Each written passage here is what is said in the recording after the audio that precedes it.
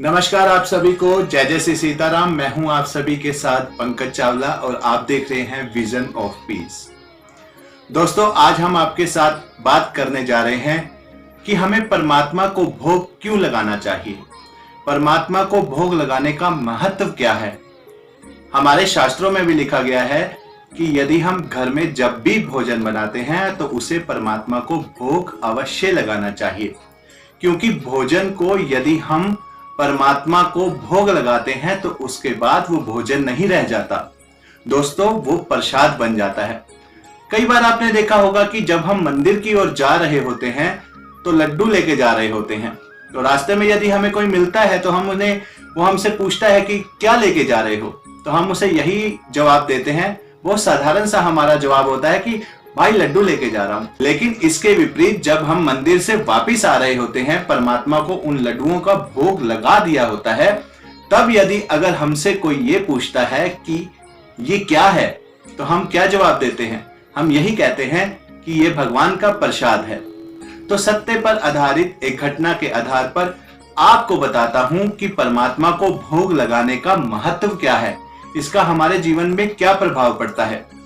एक बार एक किराने की दुकान पर सेठ जी होते थे। बहुत कंजूस होते थे, किसी को भी कोई दान पुण्य नहीं करते थे। एक बार उनका बेटा थोड़ी देर के लिए दुकान पर बैठा और सेठ जी को कोई काम आ गया, तो उन्होंने अपने बेटे को कहा कि यदि कोई भी व्यक्ति आ जाए, आपने किसी को कोई सामान बिना पैसे के नहीं देना। सेठ जी अपने काम की ओर निकल पड़ते हैं। तो सेठ जी का जो बेटा है वो अपनी दुकान पर बैठा होता है। एक संत जी आते हैं और कहते हैं कि बेटा मुझे नमक चाहिए। बेटा उन्हें पीछे से एक डिब्बे से 2 चम्मच नमक दे देता है। संत जी बहुत खुश होकर वहां से चले जाते हैं। लेकिन जैसे ही सेठ जी दुकान पर आते हैं, वो देखते हैं कि एक डिब्बा खुला हुआ है। वो तुरंत अपने बेटे से पूछते हैं कि क्या हुआ, कौन आया था, किसे ये सामान दिया तूने? बेटे ने बताया कि पिताजी, उस मंदिर से संत जी आए थे और मैंने उन्हें 2 चम्मच नमक दिया। सेठ जी एकदम से घबरा गए, बहुत परेशान हो गए। बेटे ने सोचा आज तो मेरी खैर नहीं है। तो बेटे ने पूछा, पिताजी ऐसा क्या हुआ? तो सेठ जी ने तुरंत जवाब दिया कि बेटा इसमें नमक नहीं था, इसमें तो जहरीला पदार्थ था। तुरंत सेठ जी भागते हैं उस संत जी के मंदिर की ओर। लेकिन जैसे ही वो वहां पर जाते हैं और क्या देखते हैं, वो देखते हैं कि संत जी भोजन करने ही वाले होते हैं। तुरंत सेठ जी पुजारी जी को खाना खाने से, भोजन करने से रोकते हैं और कहते हैं कि मुझसे गलती हो गई, मेरे बेटे से गलती हो गई संत जी, उसने नमक की बजाय जहरीला पदार्थ आपको दे दिया। लेकिन संत जी क्या जवाब देते हैं? वो कहते हैं कि भैया अब तो ये भोजन हम अवश्य करेंगे, क्योंकि हमने इसका भोग अपने परमात्मा को, अपने ठाकुर जी को लगवा दिया है। तो संत जी बेखौफ होकर भोजन करते हैं। लेकिन सेठ जी को डर होता है कि कहीं संत जी की अगर तबीयत खराब हो गई तो यहीं रुकता हूं, एकदम से अस्पताल ले जाऊंगा। रात हो जाती है, संत जी आराम से सोते हैं।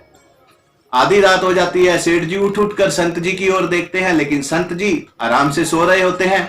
सुबह उठते हैं तो देखते हैं कि बेड बिल्कुल खाली पड़ा हुआ है।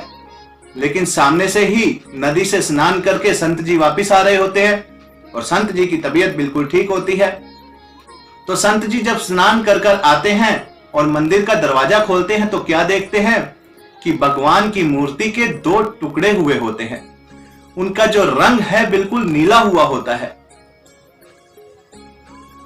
सेठ जी भी देखकर हैरान हो जाते हैं और संत जी को तो विश्वास अपने परमात्मा पर, अपने ठाकुर जी पर, उनको तो विश्वास था ही, तभी उन्होंने वो भोजन भी ग्रहण कर लिया, क्योंकि उनको विश्वास था कि उन्होंने इस भोजन को परमात्मा को भोग लगाया है और अब ये प्रसाद बन चुका है। अब उनका कोई भी कुछ नहीं बिगाड़ सकता, चाहे वो जहरीला पदार्थ भी क्यों ना हो। हमेशा परमात्मा को भोजन जो है भोग लगाकर खाना चाहिए, वो प्रसाद बन जाता है। उसके बाद वो भोजन नहीं रहता, वो लड्डू प्रसाद बन जाते हैं। वो और भी अन्य चीजें, जिस भी प्रकार से आप भगवान को भोग लगाते हैं, तो वो चीजें भोजन नहीं रह जाती, वो चीजें वस्तु नहीं रह जाती, वो भगवान का प्रसाद बन जाती है। इसलिए हमेशा अपने ठाकुर जी को, अपने परमात्मा को जिसे भी आप मानते हैं उसे भोग जरूर लगाएं, भोग अवश्य लगाएं।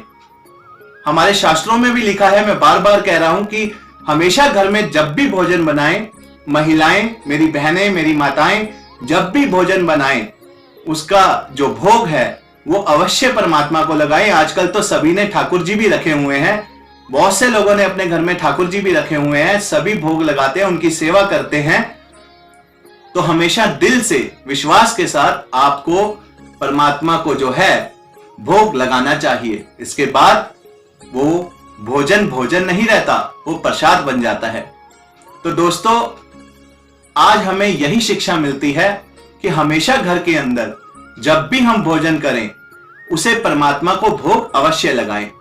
यदि आपको मेरी बात अच्छी लगी तो इसे लाइक और शेयर करना मत भूलिएगा, और ज्यादा से ज्यादा इस वीडियो को शेयर कीजिए ताकि सभी लोग आज के बाद जो घर में भोजन बनता है उसका भोग परमात्मा को अवश्य लगाएं, ताकि वो प्रसाद रूप में सभी परिवार के सदस्य ग्रहण कर सकें।